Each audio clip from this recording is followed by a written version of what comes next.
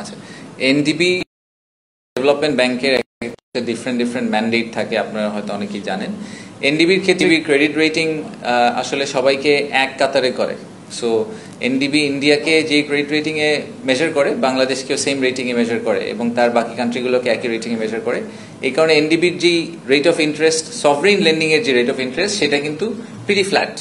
এবং ইনফ্যাক্ট তারা এখন আসলে পুশ করার চেষ্টা করছে অন্যান্য মাল্টি কারেন্সি, এবং ইনফ্যাক্ট আমাদের $300 মিলিয়ন লোনটাও কিন্তু একটা মাল্টি কারেন্সি লোনের দিকে যাচ্ছে। আমরা শুধুমাত্র ডলারে না, বাট আমরা সিএনওয়াই তেও আসলে লোন নেওয়ার চেষ্টা করছি। তো আমার প্রথম পয়েন্টটা হচ্ছে যে সভরেন সাইডে আসলে এনডিবি সব দেশকে সিমিলার ভাবে ট্রিট করে। সো আমরা অন্য দেশ যেভাবে ট্রিটেড হবে আমরা সেভাবে ট্রিটেড হব। প্রাইভেট সেক্টরে আমরা ওনাদেরকে আসলে অ্যাক্সেস দেওয়ার চেষ্টা করছি। যত বেশি প্রাইভেট সেক্টরের ভালো ক্লায়েন্টদেরকে আমাদেরকে অ্যাক্সেস দিতে পারি, ওনারা ওদের মধ্যে রিস্ক অ্যাসেস করে ইনভেস্ট করার চেষ্টা করবেন। সো এনডিবির রোলটা একদম ক্লাসিক ওয়ার্ল্ড ব্যাংকের যে সফট লোন ক্যাটাগরি সেটা কিন্তু না। ওনারা মোর লাইক এডিবি বা আইএফসি, তাদের সাথে আপনি কম্পেয়ার করতে পারেন। তো ওনাদের লোনগুলো একদম সফট লোন আসলে হয় না, ওনাদের লোনগুলো slightly higher price, but classic commercial bank থেকে ইউজুয়ালি চিপার হয়। উজ্জ্বল,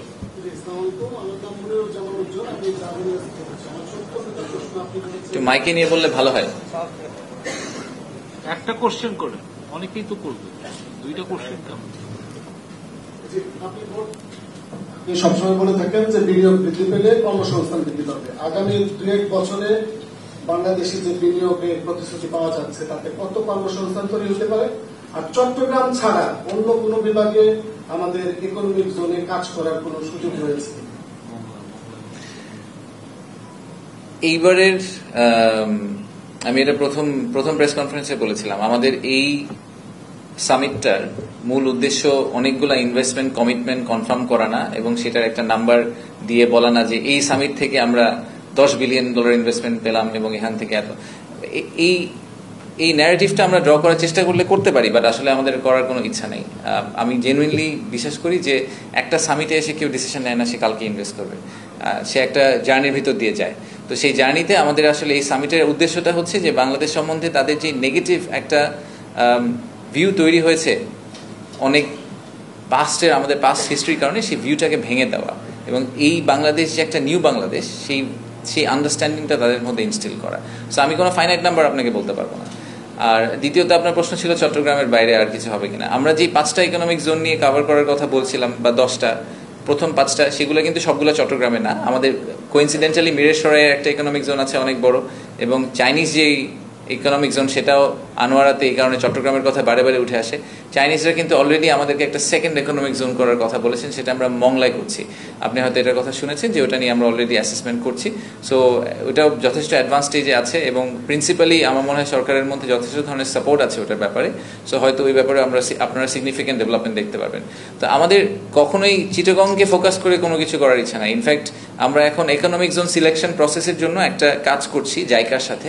সেখানে আমাদের মূল উদ্দেশ্য হচ্ছে যে ইকোনমিক জোন যখন কাউকে ঘোষণা করা হবে, তখন যাতে শুধুমাত্র ওই ইকোনমিক জোনটাকে অ্যাসেস করেই ঘোষণা না করা হয়, বাকি সবগুলো ইকোনমিক জোনের সাথে তার রিলেশনশিপ কি হবে, এবং ওভারঅল দেশের এমপ্লয়মেন্ট স্ট্রাকচারে আসলে এই জায়গায় ইকোনমিক জোনটা দরকার নাকি অন্য কোনো জিওগ্রাফিক লোকেশনে দরকার, যেখানে আমাদের যে ওয়ার্কফোর্স সেটার অ্যালোকেশন আসলে অন্য জায়গায় আছে, সেটার উপর বেস করে যাতে করা হয়। আগে কিন্তু ইকোনমিক জোন জাস্ট মাশরুমের মতো অনেকগুলো ঘোষণা দেওয়া হয়েছে, এই লেভেলে ডিপ এক্সারসাইজ না করে এবং ওভারঅল একটা পিকচার ড্র না করে। তো সেইখান থেকে আমরা সরে আসার চেষ্টা করছি। আমরা চেষ্টা করছি যে এই একটু স্প্রেড করে আসলে বাংলাদেশে যাতে ইকোনমিক ডেভেলপমেন্টটা হয়, একটা সেন্ট্রালাইজ জায়গায় না হয়। আমরা একটা নারী সাংবাদিকের থেকে প্রশ্ন নেব, তারপরে নারীদের মধ্যে কেউ আছে? নাই? আসসালামু আলাইকুম। ছেড়ে দিন আমাকে আজকে তাহলে। আর আমরা আর দুইটা প্রশ্ন নেব, এটার পরে আর দুটো প্রশ্ন নেব। মেহরাজ সুমন, এশিয়ান টেলিভিশন থেকে বলছিলাম। আমার কোশ্চেন হচ্ছে, ভাই একটা কোশ্চেন সিমিলারিটি করে ফেলছে। আমি যেটা বলতে চাই যে আমাদের বিনিয়োগ আর হচ্ছে আপনার যে গ্যাস, যেহেতু দক্ষিণবঙ্গের চাইনিজ একটা ডেভেলপমেন্ট আছে কিন্তু ওইখানে গ্যাস নাই এবং যাতায়াতের কিছু সমস্যা আছে, তা সেক্ষেত্রে আপনাদের সমন্বয়ের কোনো অভাব আছে কিনা যে ওইখানে বিনিয়োগ করতে চেয়েও তারা ওইখান থেকে ফিরে আসে, বিশেষ করে দক্ষিণাঞ্চল থেকে? আপনি দক্ষিণাঞ্চল থেকে বিনিয়োগ করতে গিয়ে গ্যাসের যে সমস্যাটা, যে গ্যাস নাই, তারপর আপনার যে প্রবলেম, তা আপনাদের সঙ্গে যে আদার্স যে মন্ত্রণালয় তাদের সাথে সমন্বয়ের কি কোনো অভাব আছে কিনা, যে কেন এখান থেকে বিনিয়োগ হচ্ছে না দক্ষিণ অঞ্চলের দিকে? আচ্ছা, তো আপনার প্রশ্নটাকে আমি একটু রিফ্রেশ করি। মেবি আসলে প্রশ্নটা হচ্ছে যে কোনো অভাব ছিল কিনা, অভাব আছে কিনা, সেটা আমি দ্য আনসার ইজ নো। এখন কোনো অভাব নাই আমাদের। আরেকটা ইন্টারেস্টিং ফ্যাক্ট হচ্ছে যে ইকোনমিক জোনগুলো যখন সিলেক্ট করা হয় অরিজিনালি, আমি আগের কথা বলছি যে ইকোনমিক জোন যখন সিলেকশন প্রসেস আগে যেটা ছিল, সেখানে ইকোনমিক জোন সিলেক্ট করতো আসলে ইকোনমিক জোন অথরিটি নিজেই। কিন্তু সিলেক্ট করার আগে যেটা করা উচিত ছিল আমি মনে করি সেটা হচ্ছে যে ইকোনমিক জোনের প্রত্যেকটা মন্ত্রণালয়ে গিয়ে জিজ্ঞেস করা উচিত ছিল যে আমি যদি এখানে ইকোনমিক জোন ঘোষণা করি তাহলে আপনি গ্যাস দিতে পারবেন কিনা, আপনি পানি দিতে পারবেন কিনা, আপনি কমিট করেন যে আপনি আমাকে 3 বছরের মধ্যে পানি দিতে পারবেন, তাহলেই খালি আমি এই জায়গায় ইকোনমিক জোন ঘোষণা করবো। ইউনিল্যাটারালি যখন economic zone authority economic zone ঘোষণা করে ফেলে তখন কিন্তু তার ওই বাইনটা সরকারের ভিতর থাকে না, ওই কমিটমেন্টটা থাকে না। সরকারের ভিতরে কোঅর্ডিনেশনের যে অভাবটা ছিল সেটা আমরা এখন, আমি পার্সোনালি ফিল করি এটা অনেকটা কমে এসেছে। আমরা এখন এই কারণেই এনার্জি মিনিস্ট্রির সাথে খুব কাছাকাছি হয়ে কাজ করছি। আমরা যে 100 থেকে কমিয়ে 5টাতে যখন নিয়ে এসেছিলাম তখন আমরা কিন্তু এই প্রত্যেকটা সংস্থার সাথে স্পেসিফিক্যালি কথা বলে তাদের কমিটমেন্ট নিয়েই 5টাকে বলেছি যে এই 5টার উপর আমরা ফোকাস করব। সো আমি মনে করি যে ভবিষ্যতে এই জিনিসটা ইমপ্রুভ করার অনেক সুযোগ আছে, এই জায়গায় আরো অনেক বেটার কোঅর্ডিনেশনের সুযোগ আছে। বাট এটা আমি পার্সোনালি ফিল করি যে এই মুহূর্তে আমাদের কোঅর্ডিনেশন অনেক বেটার আগের থেকে। জহির, আমি Zahir Raihan, reporter business council. গতকালকে এবং আজকে বিদেশি বিনিয়োগকারীরা অর্থনৈতিক অঞ্চলে এক্সপোর্ট প্রসেসিং জোন ভিজিট করেছে। এদের কাছে কি জানতে চেয়েছে একটু ক্লিয়ার করে দিতে। তারা তো ঘুরে দেখেছে গতকালকে 2টা অর্থনৈতিক অঞ্চল সহ এক্সপোর্ট প্রসেসিং, আজকে আবার জাপান ইকোনমিক জোনে গেল। এই প্রসেসটা আসলে তারা আপনাদের কাছে কি জানতে চেয়েছিল এখানে? আমি বলবো প্রাইমারিলি দুইটা ক্যাটাগরিতে ইনভেস্টার হচ্ছেন এখন। প্রথমটা হচ্ছে যে আসলে বাংলাদেশে যদি তারা ব্যবসা করতে চান সুবিধা দিতে পারেন। শুধু সুবিধা বলতে আমি ফিসকাল নন ফিসকাল সুবিধার কথা বলছি না, বাট আমি বলছি যে বাংলাদেশে যদি ওনারা ল্যান্ড করতে চান ইউজুয়ালি যেটা হয় যে অনেক রেড টেপ পার হতে হয়, তো এইগুলা পার হওয়ার ব্যাপারে সরকার ওনাদেরকে কিভাবে সাহায্য করতে পারে। আর দ্বিতীয় প্রশ্ন ওনারা যেটা করছেন সেটার জন্য আমরা ওনাদেরকে উইন্ডো দিচ্ছি, সেটা হচ্ছে এক্সিস্টিং যারা ব্যবসায়ী আছেন তারা কি কি ধরনের চ্যালেঞ্জ এই মুহূর্তে ফেস করছেন এবং সেটা মিটিগেট করার জন্য আসলে ওনাদের কি কি ধরনের স্ট্র্যাটেজি হাতে নেওয়া উচিত।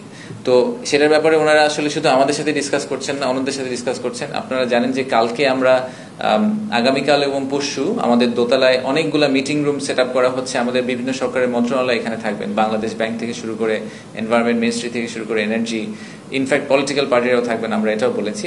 সো ইনভেস্টর যারা বাংলাদেশে ইনভেস্ট করতে চান তাদের যদি যা যা প্রশ্ন থাকে তাদের রেলেভেন্ট প্রশ্নটা তারা রেলেভেন্ট ইনস্টিটিউশনকে জিজ্ঞেস করবেন, এজেন্সিকে জিজ্ঞেস করবেন, সেটাই আমাদের এক্সপেকটেশন। এই কারণেই কিন্তু এইবারের সামিটটা ইজ এ নেটওয়ার্কিং সামিট। আমরা এটাকে একেবারেই ওই ক্লাসিক সেমিনার স্টাইলে সামিট করতে চাই না। আমরা চেয়েছিলাম যে ওনারা সবার সাথে কথা বলুক, সবার কাছ থেকে ইনফরমেশন গ্যাদার করুক এবং ওভার টাইম ওনাদের ডিউ ডিলিজেন্সটা যাতে হয়ে যায় বাংলাদেশের ব্যাপারে, যাতে এটাকে নিয়ে ওনারা ফেরত গিয়ে একটা ফুল 360 ডিগ্রি ভিউ নিয়ে ফেরত যেতে পারেন এবং হোপফুলি ওনারা যদি একটা ভালো ভিউ নিয়ে ফেরত যান তাহলে ওনারা আমাদের অ্যাম্বাসেডার হিসেবে কাজ করবেন।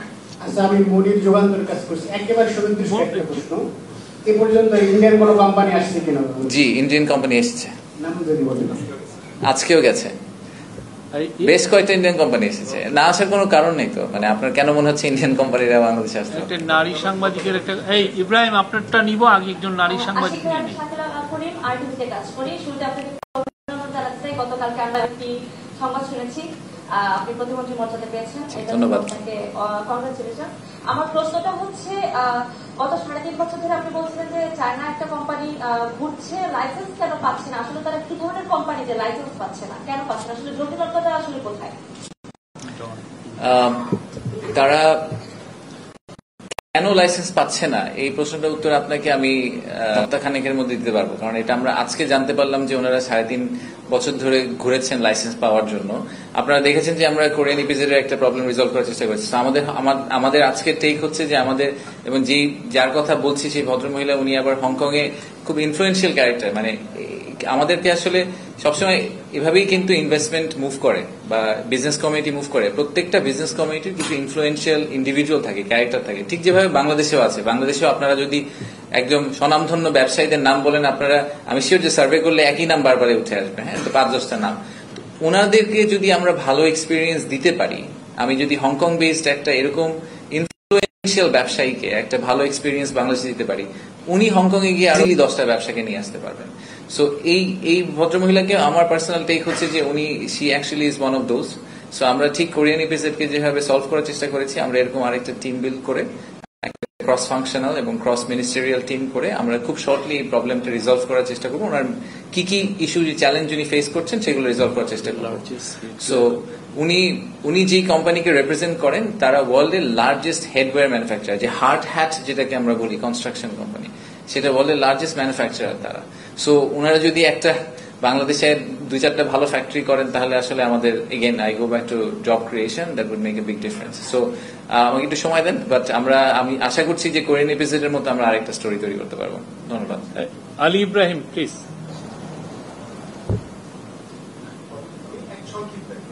আগে উনি বলে নিক। জি ধন্যবাদ। আমার প্রশ্নটা হচ্ছে যে আপনি বলছিলেন যে বিনিয়োগকারীরা নানা চ্যালেঞ্জের কথা জানতে চাচ্ছে, আপনার মানে দ্বিতীয় যে প্রশ্নটা যেটা বিভিন্ন বিজেলে যে গিয়ে তারা যেটা জানছে, কি চ্যালেঞ্জের কথা তারা জানছে আপনাদেরকে জিজ্ঞেস করছে, চ্যালেঞ্জগুলো, মূল চ্যালেঞ্জগুলো কি? না, মূল চ্যালেঞ্জগুলো কি কি তারা বলছে, কোন সংকটগুলোর কারণে যারা আমাদের এক্সিস্টিং যারা ফরেন ইনভেস্টর আছে তারা ফেস করছেন? আপনি কি মনে করেন যে ইমিডিয়েট সেগুলোকে আপনার কাছে সমাধান দিতে পারবেন, বা আপনি কতখানি আশাবাদী? আমার দ্বিতীয় প্রশ্নটা হচ্ছে যে আপনারা কোন ধরনের বিনিয়োগকারী, এখন যারা আসে তারা নিজের থেকে আসে, কিন্তু সরকার বা বিডা চাচ্ছে যে কোথায় কোন খাতে তারা আপনারা বিনিয়োগ আকাঙ্ক্ষা করছেন, আসতে চান, নিতে চান? ধন্যবাদ। কি কি ধরনের সমস্যার কথা ওনারা বলছেন, আমি যেটা বললাম, প্রথমত আমরা কিন্তু ন্যারেটিভটা আমরা একা ড্র করতে চাই না। আমরা ওনাদেরকে অ্যাক্সেস দিচ্ছি, আমাদের এক্সিস্টিং প্রাইভেট সেক্টর ইন্ডিভিজুয়ালদেরকে আমরা অ্যাক্সেস দিচ্ছি ইকোসিস্টেমের সবার সাথে কথা বলার জন্য, যে সবাই যার যার মতো করে বলেন। আমাদের একটা জেনারেল আউটলাইন আছে, আপনারা হয়তো দেখেছেন যে আমি আগেও বলেছি যে আমি 5টা জায়গায় আমার ধারণা মেজর সমস্যা। একটা হচ্ছে যে government quality of government service, আমাদের গভর্নমেন্ট সার্ভিসের কোয়ালিটি ইজ নট দেয়ার, আমরা আরো বেটার সার্ভিস দিতে পারি সরকারের পক্ষ থেকে। আমাদের যে অ্যাক্সেস টু রিসোর্সেস বা ইউটিলিটিস, এই জায়গাটায় আমাদের অনেক কাজ করার আছে। এন্ডেমিক করাপশনের একটা ইস্যু আছে আমাদের, কনসালটেশনের অভাব আছে, প্রাইভেট সেক্টরের সাথে আমরা যথেষ্ট কনসালটেশন করি না।